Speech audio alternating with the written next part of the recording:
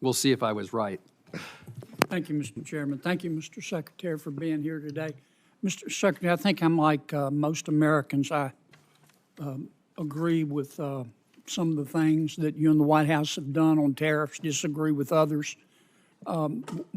It's clear to me that the President listens to your advice about tariffs, so I want to spend my precious time trying to understand how you think. If Vietnam, for example, came to you tomorrow and said, okay, Mr. Secretary, you win.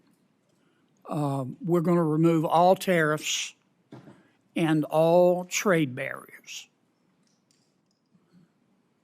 Would the United States please do the same? Would you accept that deal? Absolutely not. Okay. Absolutely not. That would be the silliest thing we could do. Why is that? Vietnam has a $125 billion exports to us and imports from us $12.5 million. And you're thinking, Vietnam exports $125 billion? I'm aware of the figures, but tell me where do they get it from? They buy $90 billion from China, then they mark it up and send it to us. So you They're wouldn't, just a pathway of China to us. You wouldn't accept that deal? No, it's a terrible deal. We're the one with money. We're the one with the store. Of course they want us to take What's down. the purpose of reciprocity then? Is reciprocity not one of your goals? Are you telling the President that we shouldn't seek reciprocity? If that's what you're telling him, why are you trying to do these trade deals? What do we want? We want to encourage Vietnam to produce products they're great at producing. But I want to get back to reciprocity. You just said you don't believe in it. You don't accept reciprocity as a goal. What are you negotiating in these trade deals? Why would we open our bank account and their bank account when ours is 10 times bigger? Why are you negotiating trade deals? You're trying to get other countries to lower their tariffs and trade barriers in return for us lowering ours. That's true for the things that they'll take from us. That's called reciprocity. Of course. So are you or are you not seeking reciprocity in these trade deals? We are absolutely seeking reciprocity with respect to things that can be reciprocal. But you just said, but when they're importing from China and sending it to us, they're not. You just said that if a country came to you and offered you the ultimate reciprocity, no tariffs, no trade barriers, in return for us doing the same, you would reject that. Of course, because they buy from China and send it to us. Don't you agree with me? Suppose they said we won't buy from China. Now we're talking. If it was Vietnam, would you accept that deal? We would consider it. For what things? For what products? Would you want to change? Well, there are certain products we want to reshore. We don't want other people making them. We want to make pharmaceuticals here. Right. We need to protect ourselves for certain things. Let me ask you this, because I'm going to run out of time. Are trade deficits, are you advising the President that trade deficits are always bad in every situation? No. Okay. When are trade deficits good? Trade deficits, for instance, let's say there was a company that had the cure for cancer. Let's call it Cancer Cure. And we were buying it and it was located in another country.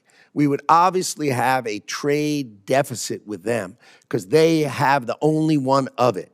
An example, our technology companies, our great technology companies, we're the only ones with it. So a trade deficit is okay if they're products we really need.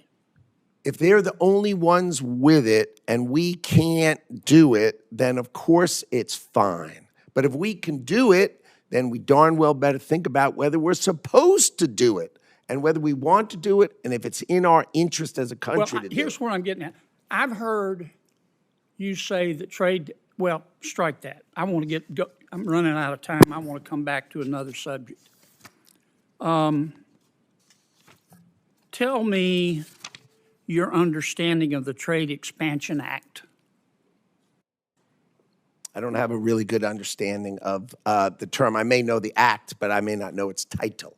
You're not familiar with the Trade Expansion Act of 1962 that gives the President almost unlimited authority to impose tariffs so long as you conduct an investigation? You don't know about that? Oh, my 232s, of course I do. Okay. Sorry, I just didn't know the title of the plan, but of course I know. Why didn't you advise the White House, instead of proceeding proceeding under other statutes. Why didn't you advise the White House to proceed under the Trade Expansion Act?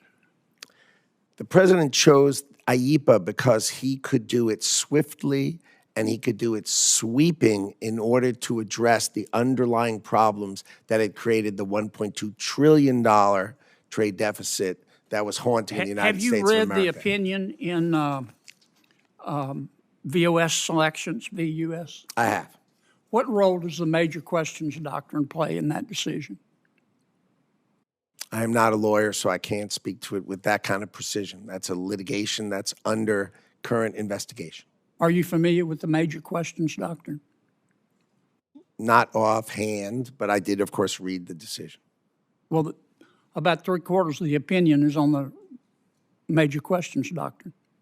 Again, I tend to not know the title. I know the topic and the details of it, but I tend not to focus on titles. Sorry. I'm way over.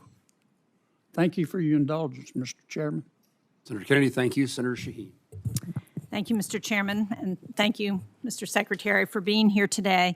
In your